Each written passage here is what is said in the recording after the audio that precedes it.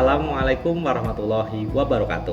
Perkenalkan, saya Arif Setiawan, peserta Latsar CPNS DKI tahun 2021, angkatan 95, kelompok 2, dengan tutor Ibu Pancaningsih. Pada video kali ini, saya akan melakukan refleksi pembelajaran agenda 2 yang telah dilalui. Pertama, bahwa tujuan ya dari pembelajaran ini adalah mewujudkan tugas utama ASN ya yang tertuang pada Undang-Undang Nomor 5 Tahun 2014. Yang pertama, tugas utama ASN adalah sebagai pelaksana kebijakan publik, kemudian pelaksana pelayanan publik, dan juga perekat dan pemersatu bangsa. Jadi ada 3. Nah, kalau kita turunkan lagi di sini ada penerapan nilai-nilai dasar yang kita sebut sebagai aneka, akuntabilitas, nasionalisme, etika publik, komitmen mutu, dan A, anti korupsi.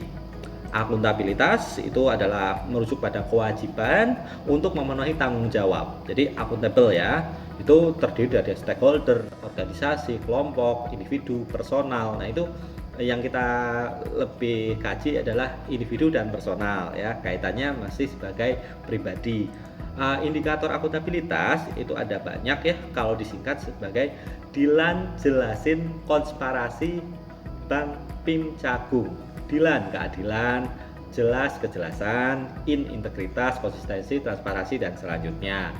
Nah, kemudian ada lagi nasionalisme. Nasionalisme adalah sikap politik suatu bangsa yang punya kesamaan wilayah, budaya, cita-cita, dan tujuan. Nah, khusus untuk Indonesia, itu bahasanya nasionalismenya terkait dengan Pancasila. Jadi indikatornya ada merujuk pada sila-sila Pancasila, sila ke-1, 2, 3, 4, dan 5. Kemudian etika publik. Etika publik itu standar ya atau norma yang menunjukkan tindakan atau keputusan kita itu arahnya pada kebijakan publik ya dalam rangka menjalankan tanggung jawab pelayanan. Nah, untuk indikator publik itu banyak, diantaranya adalah teguh pada Pancasila, setia pada NKRI, mengabdi pada negara dan rakyat, menciptakan lingkungan kerja non diskriminatif, dan sebagainya. Ada banyak, bisa dibaca. Nah, ini juga ada di modul dan ini tercantum pada pasal 4 Undang-Undang Nomor 5 Tahun 2014. Kemudian selanjutnya, selain etika publik ya, jadi dengan etis, dengan adil dan sebagainya tidak cukup, tapi harus mengedepankan mutu ya, perilaku atau tindakan yang menunjukkan keinginan untuk mewujudkan kepuasan pelanggan. Jadi komitmen mutu. Komitmen mutu ini ya ada indikatornya. Ini pendek kalau disingkat. EF mari baikan. Efektif, efisien, mutu, adaptif, responsif, inovatif, dan perbaikan. Selanjutnya itu adalah anti korupsi.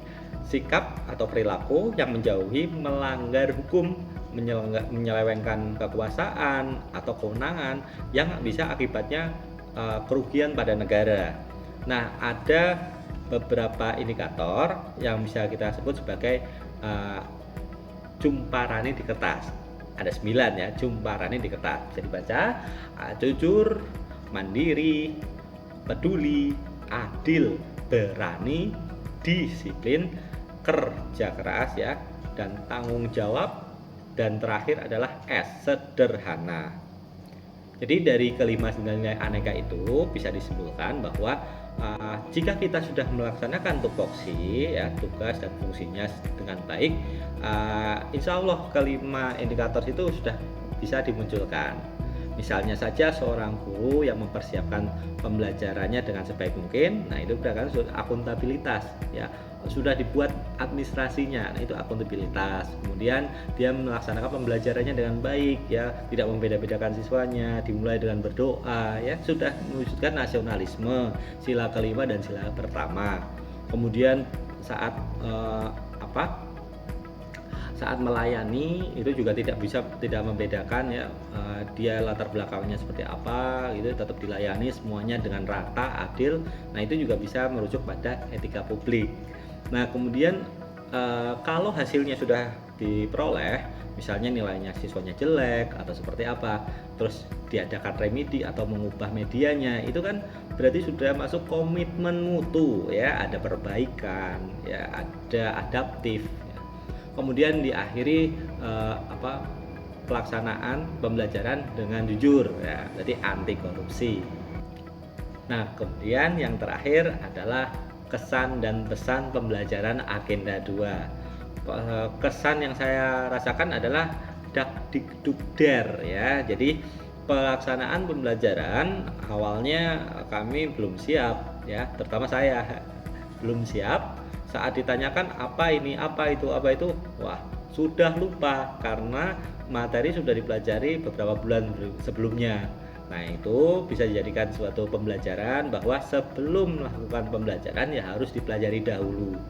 Nah, kemudian ada lagi satu kalimat yang bahwa pembelajaran ini adalah pembelajaran dewasa. Nah, jadi pembelajaran harus mandiri, harus bisa menyesuaikan sendiri, bisa memanage diri sendiri. Nah, itu yang saya terima. Jadi modul sudah ada dan sebagainya bisa kita pelajari. Itu mungkin menjadi pembelajaran buat siapapun yang menonton video ini. Kemudian ada lagi pesannya dari Ibu Panca tadi adalah kalau sudah tahu materinya, sudah tahu tugasnya, bisa dilihat. Kalau bisa curi start. Nah, curi itu kan bukan berarti konotasi negatif. Curi start di sini adalah memanage waktu agar sudah siap sehingga pas kalau ada kendala lain-lain kita sudah mengantisipasinya. Nah, itu salah satu bentuk manajemen yang baik.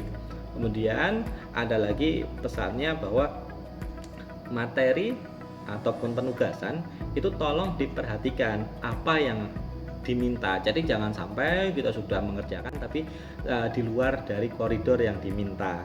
Nah, kemudian untuk Ibu semoga tetap sehat, tetap mengajar dengan sebaik-baiknya. Nggak apa-apa Bu, yang lain-lain dibuat shock terapi seperti itu Bu. Tapi mungkin alangkah baiknya nanti tetap dipertegas ya Bu ya, setelah mereka bingung langsung diberi penegasan bahwa ini adalah pembelajaran dewasa, kalian harus sadar sendiri dan sebagainya, seperti yang Ibu lakukan. Nah, tetap pertahankan seperti itu Ibu. Terima kasih. Wassalamualaikum warahmatullahi wabarakatuh.